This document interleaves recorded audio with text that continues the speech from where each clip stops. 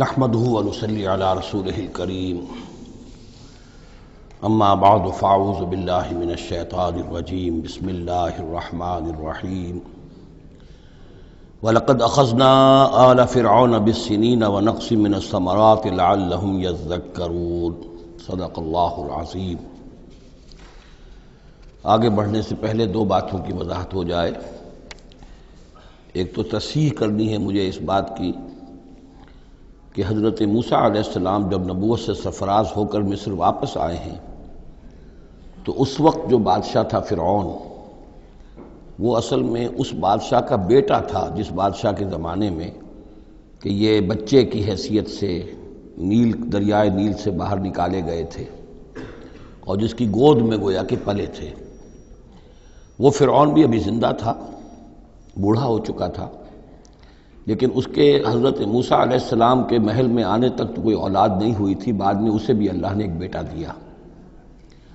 اور اب وہ بیٹا جوان تھا، اور وہ بیٹا جو ہے حضرت موسیٰ علیہ السلام کے ساتھ محل میں پلا بڑھا تھا، بالکل ایسے جیسے بھائی ہوتے ہیں۔ تو اس کے دل میں بھی محبت بہت تھی، گویا کہ حضرت موسیٰ کی حیثیت بڑے بھائی کی تھی، اور اس فرعون کی جس کو اب اس باپ نے تخت سے دستبردار ہو کر اپنا زندہ ہونے کے باوجود سارے امور سلطنت جو ہے تفویض کر دیے تھے اپنے اس بیٹے کو، اس کے دل میں بھی محبت تھی اور اس نے بھی قتل کرنے سے گریز کیا۔ دوسری بات جو آخری آیت تھی 15ویں رکوع کی، یہ ہمارے لیے خاص طور پر لمحہ فکریہ ہے مسلمانان پاکستان کے لیے کہ ہم نے بھی تحریک پاکستان جو چلائی تو ہندوؤں کے غلبے کے خوف سے کہ اگر ہندوستان ایک وحدت کی حیثیت سے آزاد ہوا اور جو جدید دنیا کا جمہوری اصول ہے ون مین ون ووٹ،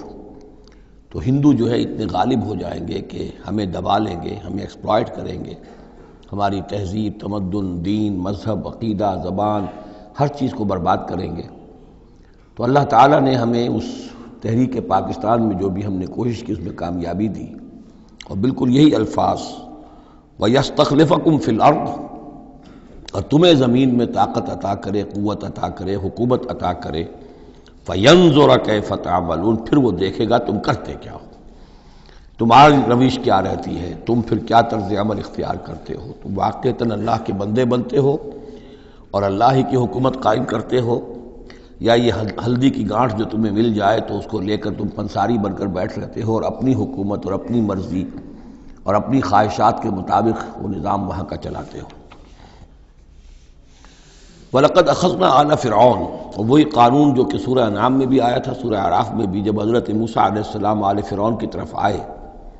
تو اب یہ جو رد و قدح وہاں شروع ہوئی، تو اس دوران میں اللہ تعالیٰ نے قوم فرعون کے اوپر بہت سے چھوٹے چھوٹے عذاب بھیجنے شروع کیے تاکہ وہ ہوش میں آئیں، جاگیں۔ وَلَقَدْ أَخَذْنَا آلَ فِرْعَوْنَ، اور ہم نے پکڑا فرعون والوں کو بِالسِّنِينَ، بار بار قحط آ رہے ہیں، وَنَقْصٍ مِّنَ الثَّمَرَاتِ، اور فصلوں کی تباہی سے، لعلہم یذکرون، شاید کہ وہ نصیحت پکڑے۔ فَإِذَا جَاءَتْهُمُ الْحَسَنَةُ، جب بھی کبھی درمیان میں حالات بہتر ہو جاتے تھے، اچھی صورتحال ہوتی تھی، قَالُوا لَنَا هَٰذِهِ، وہ کہتے تھے یہ تو ہمارے لیے ہے ہی، ہماری محنت کا، ہماری پلاننگ کا، ہماری مساعی کا، ہماری جدوجہد کا ثمرہ ہے۔ وَإِن تُصِبْهُمْ سَیِّئَةٌ، اور جب انہیں کوئی تکلیف آتی تھی، یطیروا بموسیٰ ومن معہ، تو اسے سمجھتے تھے کہ یہ موسیٰ اور اس کے ساتھیوں کی نحوست کی وجہ سے ہے۔ الا انما طائرہم عند اللہ، آگاہ ہو جاؤ کہ ان کی نحوست، ان کی شوبی قسمت جو ہے وہ اللہ کے ہاتھ میں ہے۔ ولکن اکثرہم لا یعلمون، لیکن ان کی اکثریت علم نہیں رکھتی، سمجھتے نہیں۔ وقالوا مہما تأتنا بہ من آیۃ لتسحرنا بہا، اور وہ کہتے تھے بہت ہی چیلنجنگ انداز میں کہ اے موسیٰ، یہ تم اپنے جادو کے زور سے ہمارے اوپر جو جو چیزیں لا رہے ہو، جو مصیبتیں لا رہے ہو تاکہ تم ہم پر جادو کرو، فما نحن لک بمؤمنین، تو اس کے باوجود ہم ثابت قدم ہیں، صابر ہیں، ہم اپنے عقائد پر، اپنے نظام پر جمے ہوئے ہیں، ہم آپ کی بات ماننے والے نہیں ہیں۔ فارسلنا علیہم الطوفان، پھر ہم نے ان پر زیادہ بڑی مصیبتیں بھیجی، طوفان وجراد، اور ٹڈی دل جس سے کہ فصلیں چٹ ہو گئیں، القمل، اور چچڑیاں، یہ قمل ہی سے ملتی جلتی شے جو ہے کھٹمل ہے ہماری، یہ جو انسان کے لیے پسو اور جس طریقے سے کہ اس کے خون کو چوستی ہیں، والضفادع اور میںڈک، اس کثرت سے میںڈک ہو گئے کہ جو برتن اٹھاؤ اس کے اندر سے میںڈک برآمد ہو رہا ہے، اور ظاہر بات ہے کہ پھر اس سے گھن آتی ہے، ہانڈی میں سے میںڈک پھلک کر نکل رہا ہے۔ والدم اور خون کی بارش، آیات مفصلات، یہ ہم نے نشانیاں بھیجی وقفے وقفے سے، ساری ایک دم نہیں، ایک مرتبہ ایک نشانی ہے پھر دوسری نشانی ہے۔ فاستکبروا وکانوا قوما مجرمین، اس کے باوجود وہ استکبار پر اڑے رہے، اور وہ بڑی ہی اڑیل قوم تھے، مجرم قوم تھے۔ ولما وقع علیہم الرجس، اور جب ان پر وہ مصیبت آ جاتی تھی، یعنی یہ کہ ہوتے ہوتے اب ان کی جو اکڑ فونی ہے اس میں کم سے کم یہ کمزوری واقع ہو گئی، یہ نرمی واقع ہو گئی جو آگے آ رہی ہے۔ ولما وقع علیہم الرجس، جب ان پر وہ عذاب آتا تھا، قالوا یا موسیٰ، تو وہ حضرت موسیٰ سے کہتے تھے، ادع لنا ربک بما عہد عندک، اپنے رب کو پکارو، دعا کرو جو تمہارا اس سے قول و قرار ہے، تمہارا عہد ہے اس کے ساتھ، تاکہ وہ ہمیں اس مصیبت سے نجات دے۔ لئن کشفت عنا الرجس، اگر اس نے ہم سے اس عذاب کو ہٹا دیا، کھول دیا، لنؤمنن لک، ہم تمہاری بات مان لیں گے۔ یہ ایمان کے ساتھ جب لام آتا ہے تو اس کے معنی وہ ایمان ایک عقیدے والا ایمان نہیں ہوتا، مان لیں گے، تمہاری بات مان لیں گے۔ ایک ہے ایمان بے کے ساتھ، آمنتو باللہ و ملائکتہ و کتبہ، تو با کے ساتھ جب آتا ہے پورے وثوق کے ساتھ، یقین کے ساتھ، گہرے اعتماد کے ساتھ، اور ایک ہے کسی کی بات سرسری طور پر مان لینا، تو وہ پھر ایمان لام کے ساتھ ہوتا ہے۔ لنؤمنن لک، ہم آپ کی بات مان لیں گے، وَلَنُرْسِلَنَّ مَعَكَ بنی اسرائیل، اور آپ کے ساتھ ہم بنی اسرائیل کو اس ملک سے جانے دیں گے۔ اصل میں وہ کیوں نہیں جانے دینا چاہتے تھے؟ اس لیے کہ ان کے لیے وہ بڑی ہی چیپ لیبر تھی، ان کے غلاموں کی حیثیت تھی، اور بڑے بڑے بھاری کام ان سے کرواتے تھے۔ احرام مصر کی تعبیر میں نہ معلوم کتنے اسرائیلیوں کی ہڈیاں جو ہے وہ دفن ہیں، بڑی بڑی چٹانیں جو ہیں وہ جب اوپر کھینچی جاتی تھی، یعنی کوئی گرتی تھی تو ان کے بیسیوں نہیں سینکڑوں جو ہے اس کے اندر پس جاتے تھے۔ تو ظاہر بات ہے کہ وہ چیپ لیبر جو انہیں ملی ہوئی تھی اس کو چھوڑنے کے لیے آسانی سے وہ تیار نہیں تھے، اس حوالے سے انہیں یہ شاخ گزر رہا تھا، ورنہ ظاہر بات ہے وہ بھی جانتے تھے کہ یہ ہمارے اس ملک کے رہنے والے نہیں ہیں، یہ فلسطین سے آئے تھے حضرت یوسف علیہ السلام کے زمانے میں، لیکن جیسا کہ میں نے عرض کیا آپ سے پہلے کہ ابتدا میں ان کے لیے وہاں بڑی آؤ بھگت رہی، بڑے عیش رہے، وہ پیرزادوں کی طرح ان کا احترام کیا گیا، انہیں بہترین زمینیں دی گئیں۔ جوشن کا علاقہ کہلاتا ہے جو نیل کا ڈیلٹا ہے، جو سب سے زیادہ زرخیز علاقہ ہے، وہ ان کو دیا گیا، وہاں یہ لوگ جو زمیندار بنے۔ لیکن اس کے بعد جب وہ نیشنلسٹ ریولوشن آیا تو بات ساری جو ہے وہ الٹی ہو گئی، تو فرمایا کہ ہم بھیج دیں گے آپ کے ساتھ بنی اسرائیل کو۔ فلما کشفنا عنہم الرجس، لیکن جب ہم ان سے وہ مصیبت کو دور کر دیتے تھے، الی اجل ہم بالغوہ، ایک مدت تک کے لیے کہ جس تک وہ پہنچ جائیں، لیکن ظاہر بات ہے کہ ہر ایک چیز کے لیے ایک مدت ہے، اس کے اندر ہی وہ بات ختم ہوتی ہے۔ اذا ہم ینکثون، تو پھر وہ اپنے عہد سے پھر جاتے تھے، اپنا وہ وعدہ جو تھا وہ اس کو توڑ دیتے تھے۔ فانتقمنا منہم، اب now cutting a long story short, بس ہم نے ان سے انتقام لیا۔ فاغرقناہم فی الیم، اور ہم نے انہیں سمندر میں غرق کر دیا، بانہم کذبوا بآیاتنا، اس لیے کہ انہوں نے ہماری آیات کو جھٹلایا، وکانوا عنہا غافلین، اور یقیناً وہ ہماری ان آیات سے تغافل برتتے رہے۔ وَأَوْرَثْنَا الْقَوْمَ الَّذِينَ كَانُوا يُسْتَضْعَفُونَ مَشَارِقَ الْأَرْضِ وَمَغَارِبَهَا الَّتِي بَارَكْنَا فِيهَا، اور وارث بنا دیا ہم نے اس زمین کے مشرق و مغرب کا جس کو کہ ہم نے بابرکت بنایا ہے۔ یہاں میں مشارق الارض آ کر ذرا بات کے سمجھنے میں مشکل ہو جاتی ہے، یہ خاص ایک ترتیب ہے رزم کے حوالے سے۔ مراد یہ ہے کہ اس زمین کا وارث بنا دیا جس زمین کو ہم نے بابرکت بنایا ہے، اس کے مشرق اور مغرب پر قبضہ دلا دیا اس قوم کو کہ جس کو دبا لیا گیا تھا۔ یہ زمین فلسطین ہے، ارض فلسطین، اس لیے کہ قرآن مجید میں بھی ہے الذی بارکنا حولہ، سبحان الذی اسری بعبدہ لیلا من المسجد الحرام الى المسجد الاقصی الذی بارکنا حولہ لنریہ من آیاتنا۔ تو یہ سرزمین فلسطین جو ہے یہ اس اعتبار سے بھی مبارک ہے کہ سینکڑوں انبیاء یہاں رہے اور دفن ہوئے، حضرت ابراہیم علیہ السلام کے بعد سے لے کر،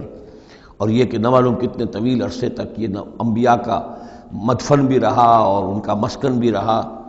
پھر یہ کہ بڑی زرخیز علاقہ بھی ہے۔ تو ہم نے اس قوم کو کانوا یستضعفون، جو دبا لیے گئے تھے، مصر میں جو دبے ہوئے تھے، پسے ہوئے تھے، ان کو وارث بنا دیا، اس زمین کے مشرق اور مغرب کا، مشارق الارض و مغاربها التی بارکنا فیہا، جس میں ہم نے برکتیں رکھی ہیں۔ وتمت کلمۃ ربک الحسنی علی بنی اسرائیل، اور تیرے رب کی اچھی بات، اچھا وعدہ بنی اسرائیل کے حق میں پورا ہو گیا، بما صبروا، جو صبر انہوں نے کیا، یعنی جو بھی سختیاں آئیں حضرت موسیٰ علیہ السلام کے ساتھ، جو بھی لوگ ان میں سے ایمان لائے تھے انہوں نے واقعتاً ثابت قدمی دکھائی، اور یہ کہ اس صبر کی وجہ سے اللہ تعالیٰ کا وعدہ ان پر پورا ہوا۔ وَدَمَّرْنَا مَا كَانَ يَصْنَعُ فِرْعَوْنُ وَقَوْمُهُ، اور ہم نے تباہ و برباد کر دیا جو کچھ کے بنایا تھا فرعون نے اور اس کی قوم نے، وَمَا كَانُوا يَعْرِشُونَ، اور جو وہ اونچے اونچے کرتے تھے، محل بناتے تھے یا کچھ اور اونچی اونچی ٹٹیاں چڑھاتے تھے اپنے انگوروں کی بیلوں کے لیے، ان سب کو ہم نے جو ہے ختم کر کے رکھ دیا۔ اب یہ جو تھا ان کا سفر مصر سے اور جو یہ صحرائے سینا تک آئے، اس کا تذکرہ جو ہے کئی مرتبہ اس سے پہلے مدنی صورتوں میں بھی آ چکا ہے، لیکن اب کچھ واقعات وہ بیان ہو رہے ہیں کہ جو اس ایکسوڈس کے بعد، اسے ایکسوڈس کہتے ہیں، کتاب الخروج، یعنی یہ جو باب ہے اولڈ ٹیسٹمنٹ کا، ایکسوڈس، نکلنا، مصر سے نکلنا، اس کے حالات۔ وجاوزنا ببنی اسرائیل البحر، اور پار اتار دیا ہم نے بنی اسرائیل کو سمندر کے یا دریا کے، فَأَتَوْا عَلَىٰ قَوْمٍ، تو ان کا گزر ہوا، پہنچے وہ ایک ایسی قوم پر، یعکفون علی اصنام لہم، جو اعتکاف کرتے تھے اپنے اپنے بتوں کا۔ یہ لفظ ذرا یہاں پر نوٹ کیجئے، اعتکاف کرنا۔ اصل میں جو فلسفہ ہے بت پرستی کا، جسے کہ آج کے دور میں ڈاکٹر رادھا کرشنن، جو ایک زمانے میں ہندوستان کے صدر بھی رہے ہیں، بہت بڑے فلسفی تھے، بلکہ ایک دور میں یوں سمجھیے کہ دنیا میں دو ہی فلسفیوں کا ڈنکا بج رہا تھا، ایک فلسفی مذہبی قسم کا اور وہ ڈاکٹر رادھا کرشنن تھے، اور ایک فلسفی ملحد قسم کا، وہ برٹرنڈ رسل تھا، اور یہ دونوں تقریباً ایک ہی عمر کے ہم عمر، اور دونوں ہی 90 سے اوپر ہو کر فوت ہوئے ہیں۔ تو ڈاکٹر رادھا کرشنن نے ہندوستان کے فلسفے کو گویا کہ زندہ کر دیا اپنی تصنیفات کے ذریعے سے۔ اس نے بت پرستی کا جو فلسفہ بیان کیا وہ یہ کہ ہم یہ نہیں سمجھتے کہ ان بتوں میں کچھ ہے، یہ تو اصل میں بت تو ہم کسی ڈیٹی، کوئی بھی دیوی یا دیوتا کے نام پر مناتے ہیں، اس کے دھیان کرنے کے لیے، کنسنٹریشن نہیں ہو سکتی، خوگرے پیکرے محسوس ہے انسان کی نظر۔